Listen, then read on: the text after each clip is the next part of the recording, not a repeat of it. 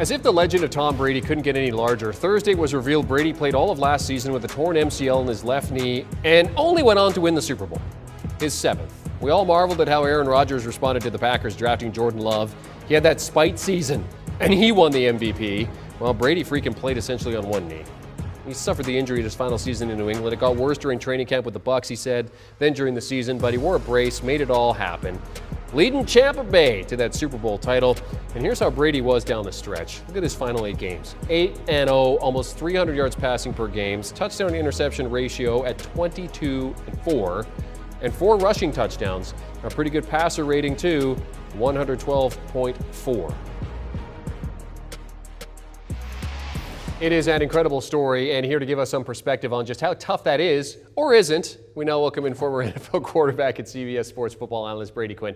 Brady, I'll ask you as a former quarterback, how hard is it to play with a torn MCL? This only adds to Tom Brady's legend, and no one flexes on everyone like Tom Brady does. So the fact that he's willing to admit this to me only speaks to probably his preparation, I think, outside of what everyone else sees, preparing his body, preparing just making little changes to his throwing motion to make this possible, because that's the biggest thing from a mechanics standpoint. And I don't care if you're a right-handed quarterback, if it's your right knee or left knee, if it's hurting you, if you can't move as well as you're usually accustomed to, or you can't transfer your weight as well, that's going to be an issue.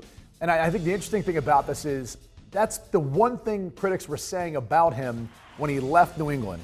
They felt like his arm strength was going down. He didn't quite have the same type of accuracy he used to have. There was comments made about him last season, early on with the Tampa Bay Bucs.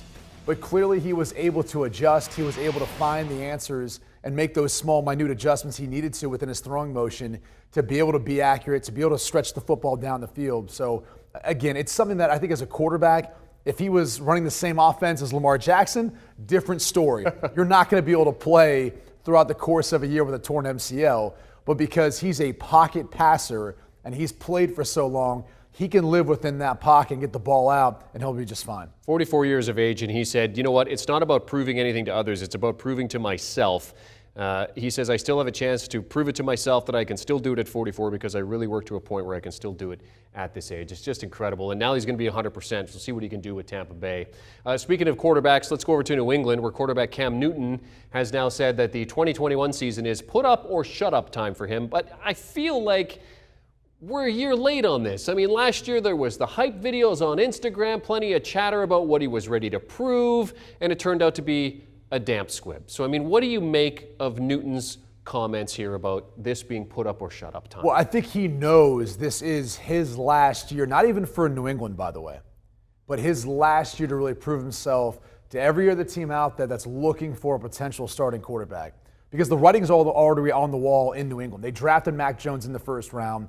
A lot of what's going to happen this year with Cam Newton in New England is going to depend upon how well he plays. And when you see that dramatic decline since 2015, his MVP season, what you see is a quarterback that's played more like a backup when he's got his opportunities. And granted, he's been banged up, but more like a backup than as a starter. And look, someone who has been through it, this is it. He's got to have his best possible year if he wants to be looked at as a starter for another team next year once he hits free agency. Otherwise, at some point in time this year, Mac Jones will be the guy moving forward. And then Cam Newton's going to have to decide to make that question. Does he want to be a backup and then wait for that opportunity to get in somewhere else if things don't work out this year in New England? How confident are you that he'll be the starting quarterback in New England, say, by midseason? I'm actually really confident in Cam being that guy this year for them. And the reason being is, last year he ended up signing late. Having played in Josh McDaniel's system before in New England, it's a complicated system. There's so much on your plate as a quarterback. And then not to mention, you're still developing chemistry with so many new pieces you're throwing to out around you. Now, you can make that case this year because of what they did in free agency, adding 2 new tight ends, a couple new wide receivers. There's going to be some of those growing pains you go through earlier on in the season, but he at least has an offseason to go through it with them, but he knows the offense better. In year 2 of a system, you're not going to be out there thinking about the play call and trying to revert back and think of what's everyone's responsibilities. Are they lined up correctly? What's my responsibility within this particular play? Can I get us to a better play? All those thoughts are running through your head, and you've got to make good decisions in seconds. So all that's going to be pushed to the wayside now. He just has to go out there and play. And I also think he'll be a little bit healthier this year as compared to what he was dealing with last year. And certainly the tools around him, as you mentioned, have gotten better with the fact that they went big in free agency. Okay, the franchise tag deadline came and went Thursday. 4 players receiving extensions, including Carolina right tackle Taylor Moton.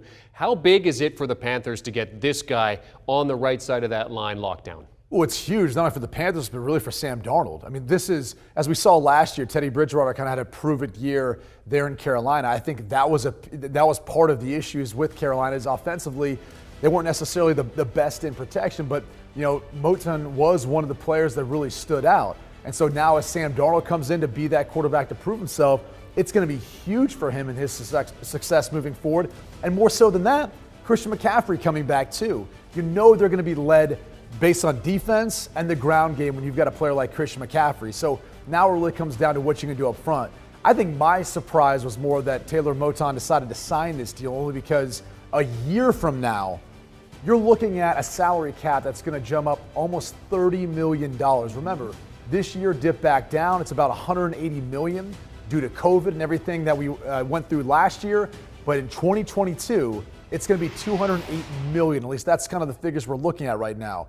It's one of the reasons why you've seen basically everyone under the franchise tag say, I'm good, playing on the 1-year deal under the franchise tag. I'll wait to see what's in free agency next year. And for Moton, $43 million of that guaranteed, averaging $18 million a season. So for signed, that means 6 players are going to be playing under the tag this year, including 2 prominent wide receivers in Chris Godwin and Allen Robinson. Are you surprised that those guys didn't get signed to it? No, I mean, Allen Robinson's been very open about the fact that I think he's frustrated with Chicago with everything they've been through so far. So I didn't suspect him to want to sign a long-term deal no matter what was, offered to him. I also think he's one of the most underrated wide receivers in the NFL. Mm-hmm. You put him on the free agent market, he's going to go for a pretty penny once he gets there. Obviously, if he is able to avoid injury. Chris Godwin's an interesting one because he didn't have the best playoffs last year, even though I did think as the year went on, he started to get into a better rhythm with Tom Brady.